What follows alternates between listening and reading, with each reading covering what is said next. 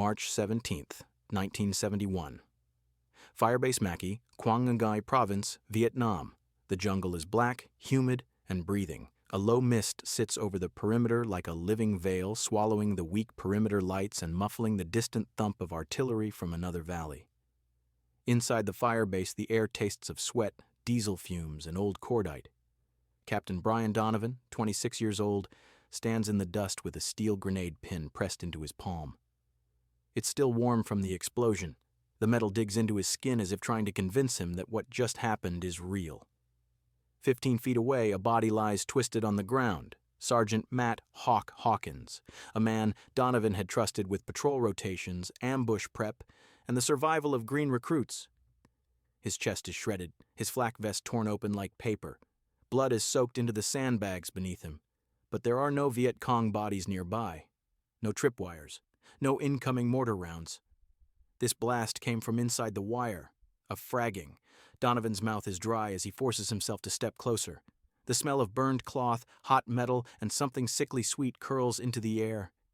He kneels, mind racing through procedures he was never trained for because West Point didn't have a manual for this. Killing an officer? Killing your own sergeant? That wasn't supposed to happen in the United States Army.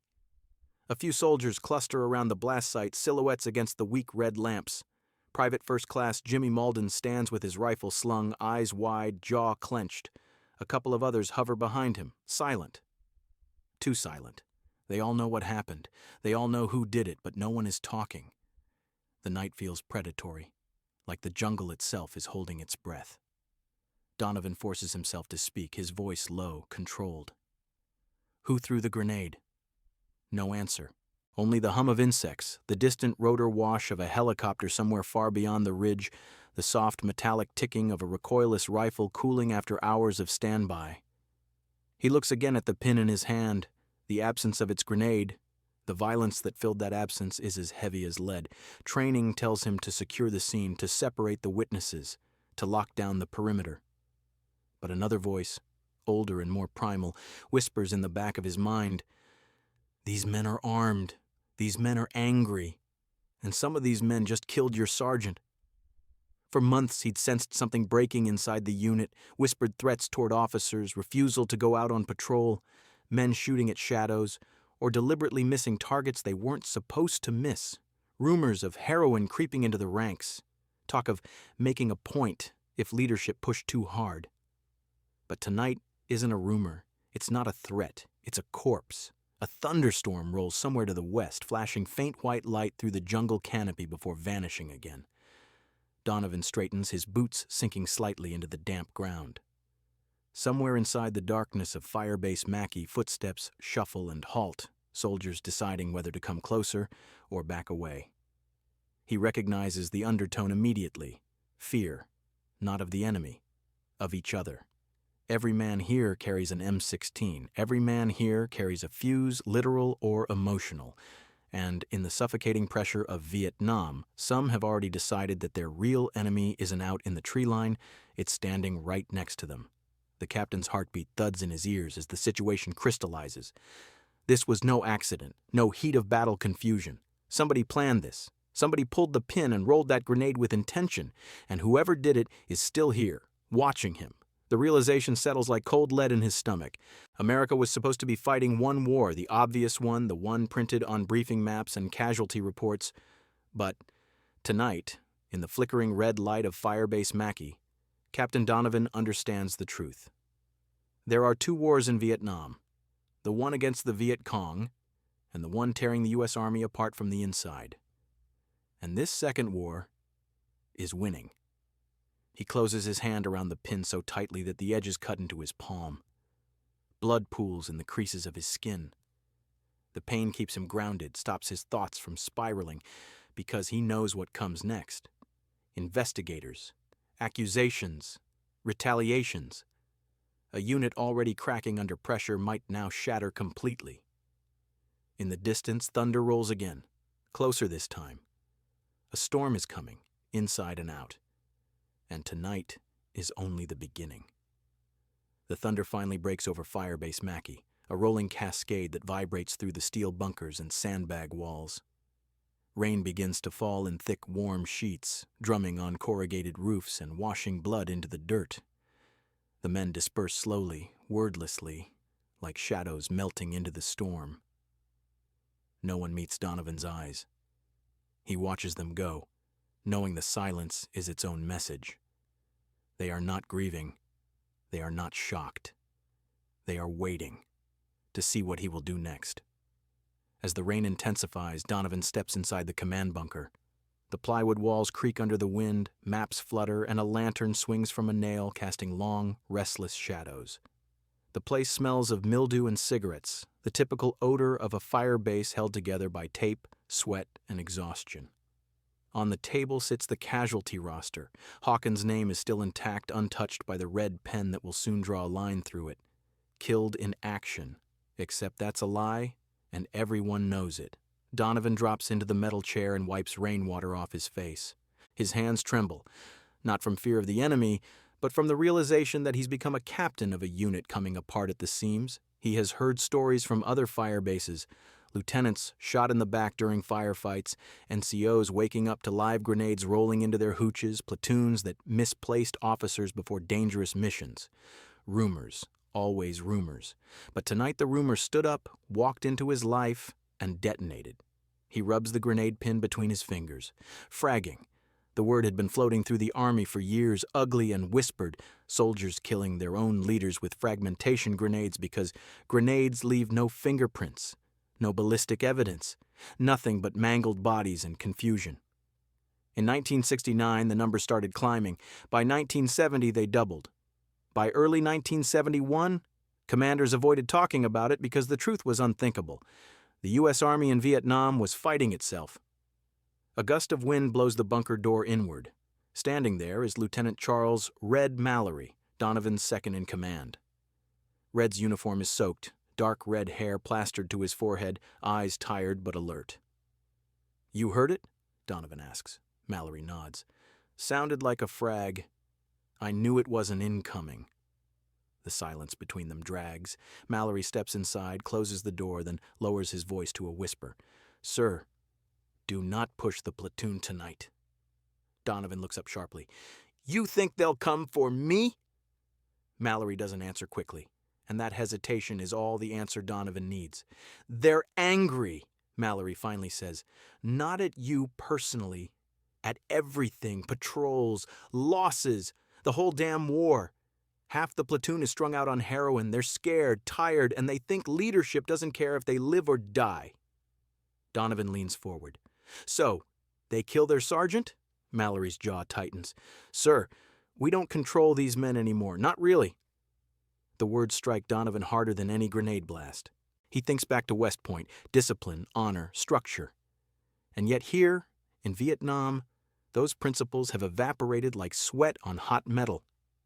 The chain of command isn't a ladder anymore, it's a fuse. Mallory sits across from him. His hands tremble slightly as he lights a cigarette. "You know why Hawkins was targeted, right?" Mallory says quietly. Donovan stiffens. "Because he was doing his job." "No," Mallory whispers, "because he was too good at it." He takes a drag, exhaling smoke that swirls in the moist air.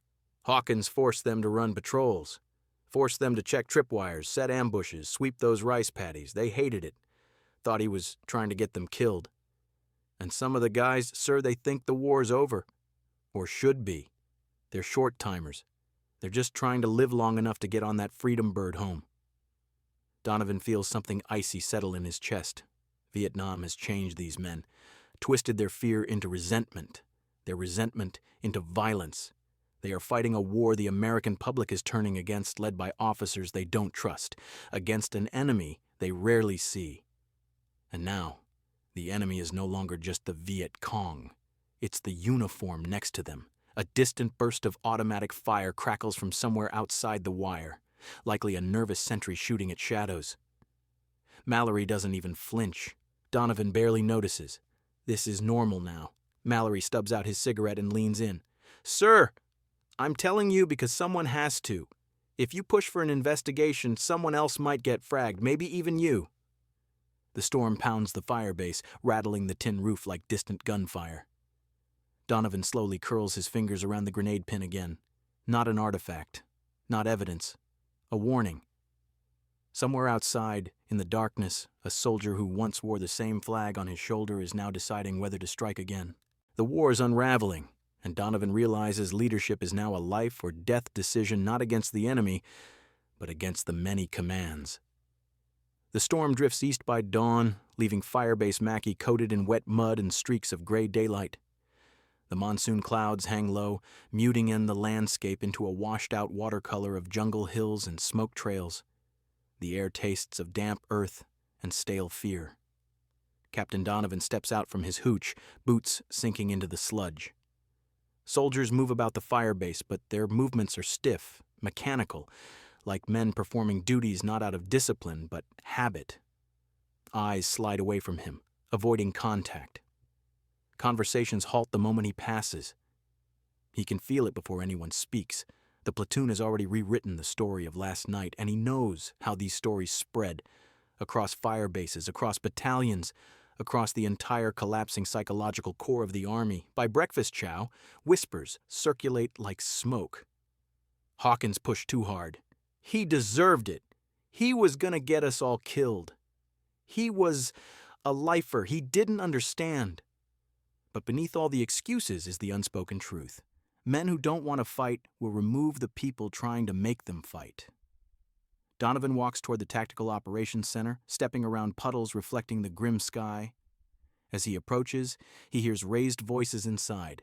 Lieutenant Mallory and Staff Sergeant Cole arguing. Cole, Hawkins' replacement, sounds shaken and furious. "You can't just let it go," Cole shouts. "A sergeant is dead. Our sergeant!" Mallory's reply is low, strained. "And if the captain pushes this, another one might die. Maybe you, maybe him, maybe me." Cole steps out of the bunker just as Donovan arrives. His face is streaked with sweat and mud, eyes burning with rage and disbelief. "Sir," Cole growls, "you'd better tell me you're not letting this slide." Donovan holds his gaze. "We're not sweeping anything." "But I'm not sending CID into a platoon ready to riot." Cole's jaw works as he tries to form a response, but deep inside, he knows Donovan is right. The men aren't just resentful. They're dangerous. "They think they can get away with murder now," Cole says, voice cracking. "Because they did." Donovan exhales slowly. "If I push for arrests, there will be retaliation." Cole spits into the mud. "So what? That's the army now? Whoever throws the first grenade wins?" Mallory emerges behind him, hands shoved deep in his pockets, face washed out with fatigue. "It's not just here," Mallory says quietly. "This is happening everywhere." He walks past them, picks up a folded newspaper from a crate, and hands it to Donovan. Not an official army paper, but one of the underground GI publications being smuggled across bases. Anti-war newsletters written by soldiers for soldiers. Its headline, printed in bold black ink, "Refuse the mission, refuse the war." Inside are cartoons mocking officers, articles urging men to disobey orders, guides on how to resist. Donovan flips through the pages, feeling his stomach turn. "These things get passed around by the stacks," Mallory says. "Even stateside. The brass can't stop it anymore." Cole shakes his head in disgust. "This is treason." "No," Mallory corrects softly. "This is morale dying." A helicopter thunders overhead, an OH-6 Cayuse. Loach, circling low. The rotor wash kicks up mud and torn paper. A few soldiers lift their heads listlessly. Not long ago, a helicopter meant mobility, power, reinforcement. Now it's just another reminder of a war that no one believes in anymore. Donovan looks across the firebase.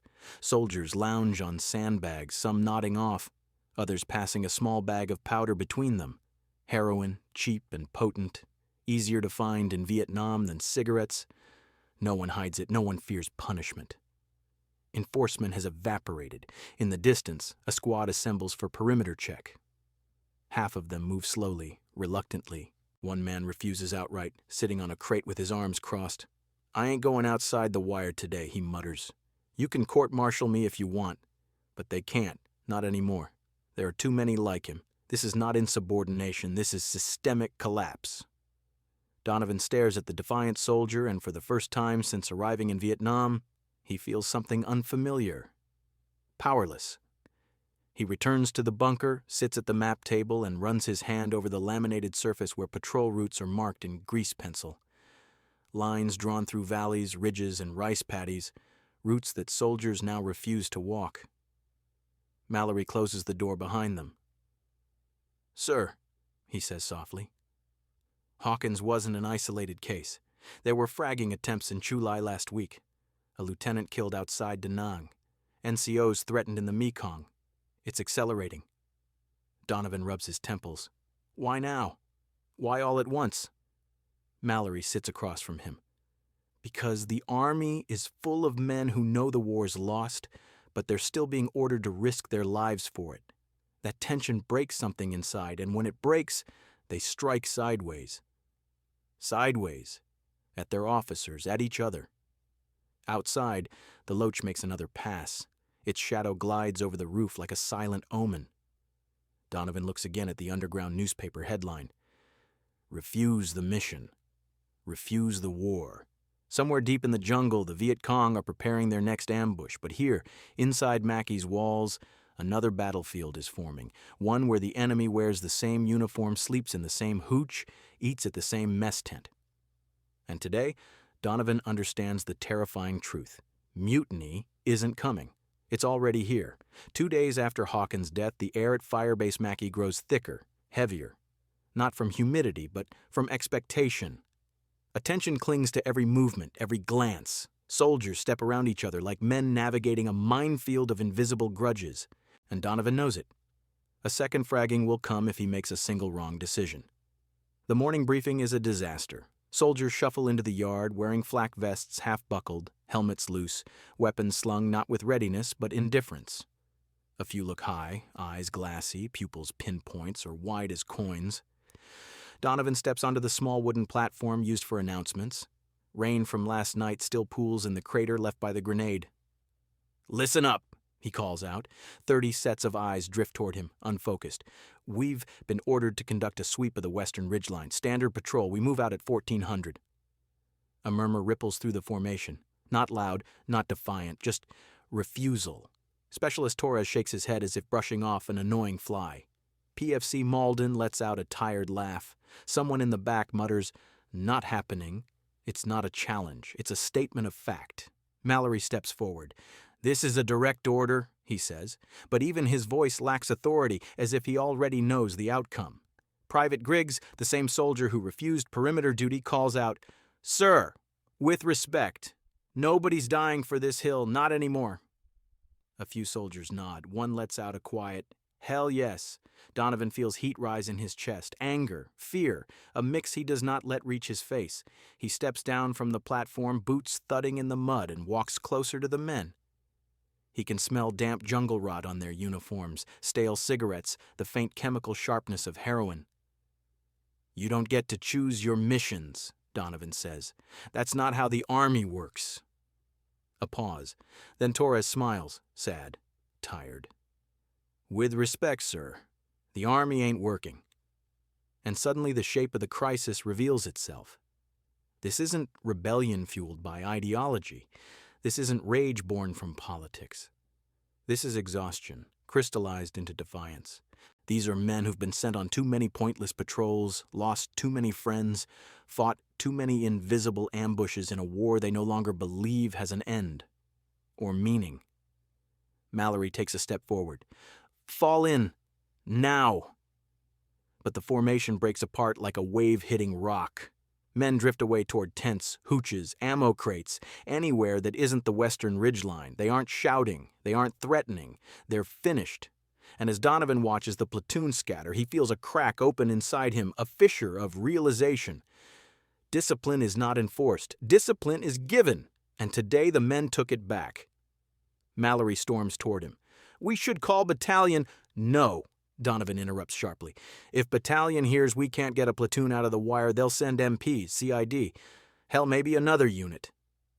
"And is that bad?" Mallory challenges.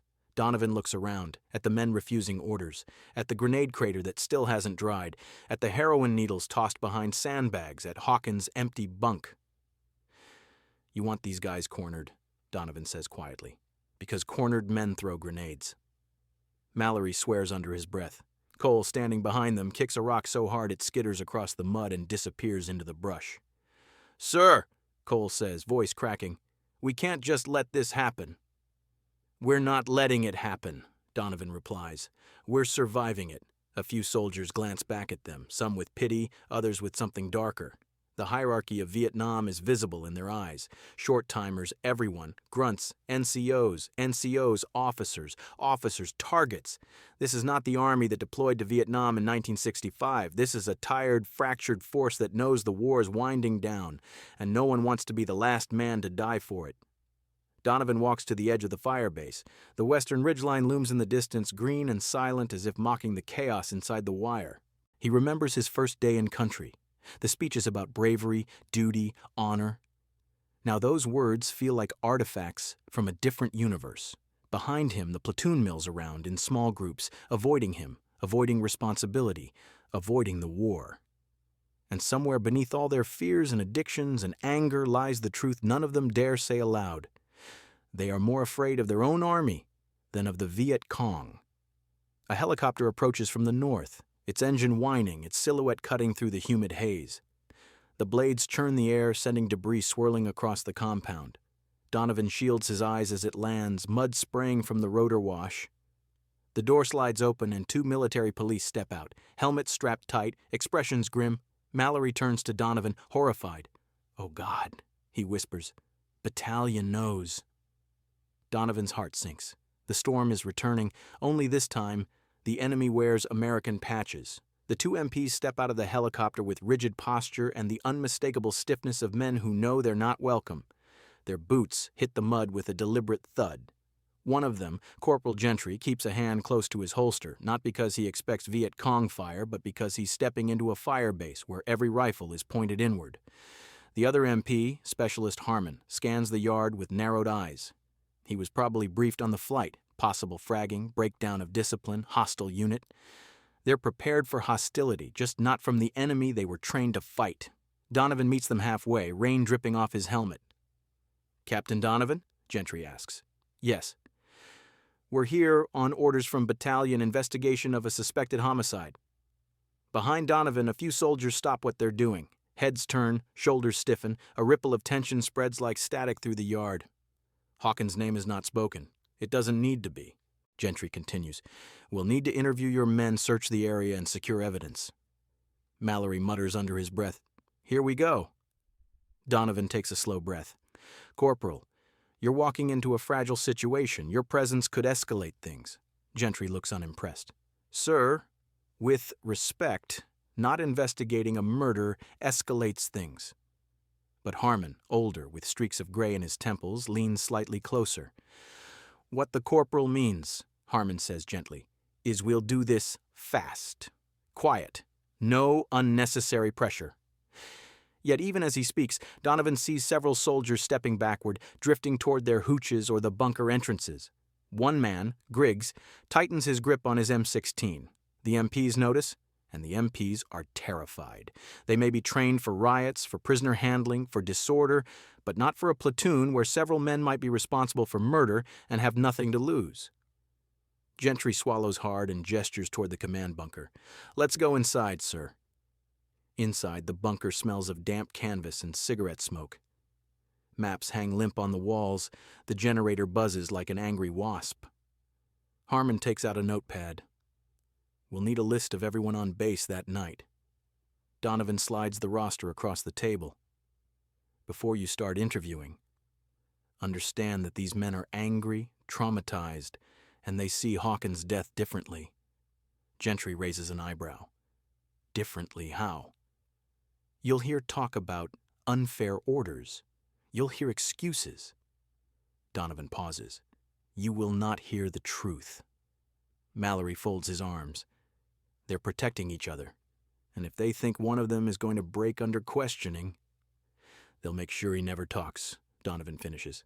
The MPs exchange a grim look. Outside, the sound of raised voices breaks through the bunker walls, shouting between soldiers, a scuffle, a metallic clang, then silence. Gentry instinctively reaches for his baton, but Donovan grabs his arm. "Don't!" Donovan warns. That's exactly how you get fragged. The shouting starts again, louder this time. Donovan rushes out, Mallory on his heels. The MPs follow reluctantly. They emerge into the yard to find 3 soldiers squared off around Torres. Torres is holding a shovel. Not raised, not swinging, but angled just enough to show he might. His jaw is clenched, eyes wild with sleeplessness and powder-white exhaustion. "You talk to them MPs and we all know what happens," Torres shouts at a younger soldier. "Don't you get it? You open your mouth and you're dead!" The younger soldier backs up, trembling. "I didn't say anything."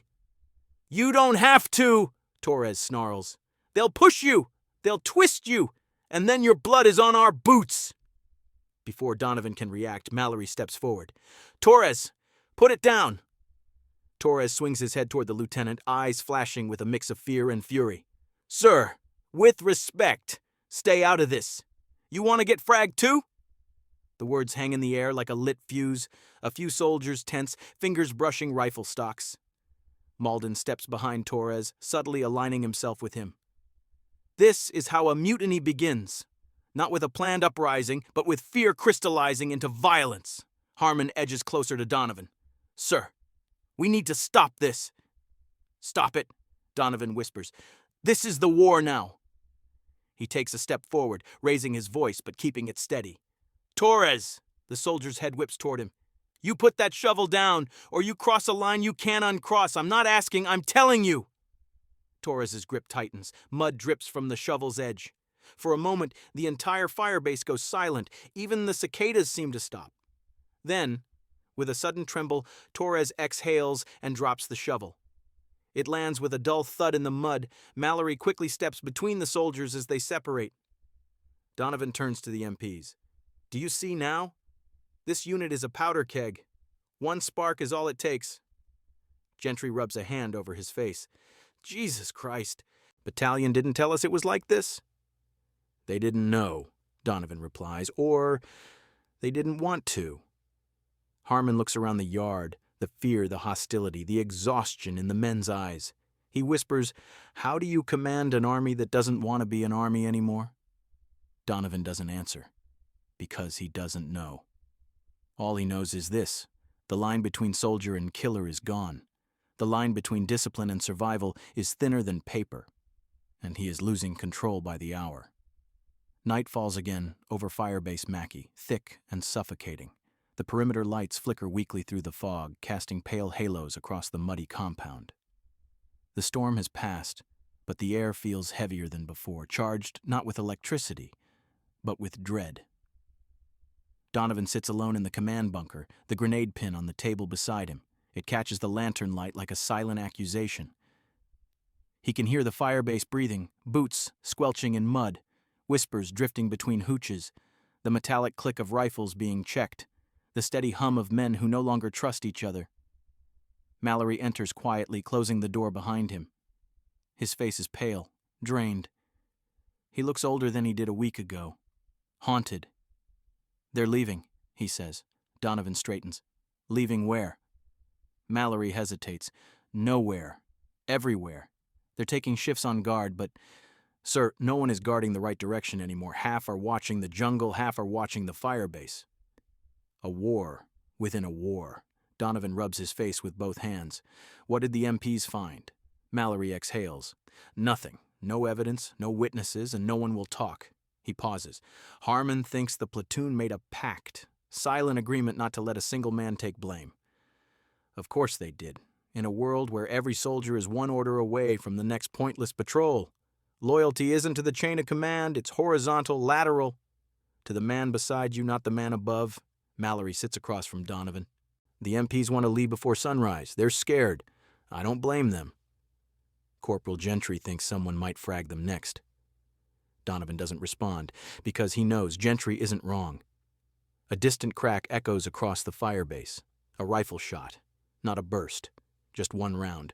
Both men freeze. Then the radio on the table crackles to life.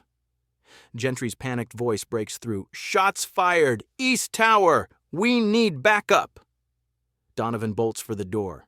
Mallory is right behind him. They sprint through the mud, boots slipping, breath tearing at their lungs. The jungle looms black beyond the wire. But as they reach the East Tower, the truth becomes sickeningly clear. The shot wasn't fired outward. It was fired inward. A specialist sits slumped against the sandbags, clutching his shoulder, wounded but alive. Another soldier stands nearby, breathing hard, rifle lowered. "I thought he was reaching for a grenade," the shooter shouts, frantic. "I thought he was gonna do it again!" Men gather, voices rise, panic spreads like wildfire. Heroin-tired eyes dart from face to face, searching for threats in familiar uniforms. The wounded specialist groans. "I was just lighting a cigarette." But fear has momentum in Vietnam. Once it begins, it doesn't stop. Torres appears, shaking with anger. "This is on the officers. You brought the MPs here." He points at Donovan. "You made everyone paranoid," Malden shouts back. "Nobody made you paranoid, man. You already were." Rifles begin to lift, not at the enemy, but toward each other. Harmon and Gentry push through the crowd, shouting orders no one listens to. Donovan steps between two men leveling rifles. "Enough!" he roars. "Put them down! Now!" The night vibrates with the tension of a rubber band stretched to its breaking point. Mallory grabs Griggs' barrel, pushing it down. "You fire that, and we're all dead!" For a moment, for one trembling second, it seems like the firebase will erupt into full mutiny. Brother killing brother, soldiers turning on soldiers in a storm of panic and rage. Then, a flare shoots into the sky from perimeter Sector 4. Everyone freezes at once. Its red glow washes the compound in blood-colored light. The symbol is unmistakable. Incoming movement near the wire. Possible Viet Cong probe. And for the first time in days, the platoon turns outward. The rifles lower. Men scramble to positions. Panic shifts direction from inward to outward in a heartbeat. But Donovan sees the truth in their movements. They are not unified. They are not coordinated. They are acting from instinct, not discipline. War has pushed them to the edge. Their army, the mighty U.S. Army, no longer stands behind them. Only survival remains. Minutes stretch. No attack comes. It wasn't a probe. Just movement in the brush, but the damage is done. As the flare fizzles out, the firebase settles back into uneasy silence. Donovan looks at his men, shaking, shouting, cursing, some crying quietly in the shadows. He sees what the world will one day learn. Vietnam didn't just break bodies, it broke the army. The chain of command is shattered. Authority is hollow. Fear rules everything. Mallory stands beside him, helmet pushed back, rain dripping from the brim. "This place," Mallory whispers, "is going to explode one day." "No," Donovan replies softly. "It already did." He looks down at the grenade pin still in his pocket. The first spark of a collapse no one wanted to believe. A symbol of a war turning on itself, a symbol of an institution stretched beyond its limits. A symbol of what happens when men are asked to fight a war that no longer makes sense. Above them, thunder rumbles again. Far off, rolling through the dark jungle like a reminder. Vietnam didn't just become America's unwinnable war. It became America's internal war. The one that officers like Donovan saw not on maps, but in the eyes of their own soldiers. And the tragedy is this: the enemy out there never destroyed the U.S. Army. The Army destroyed itself.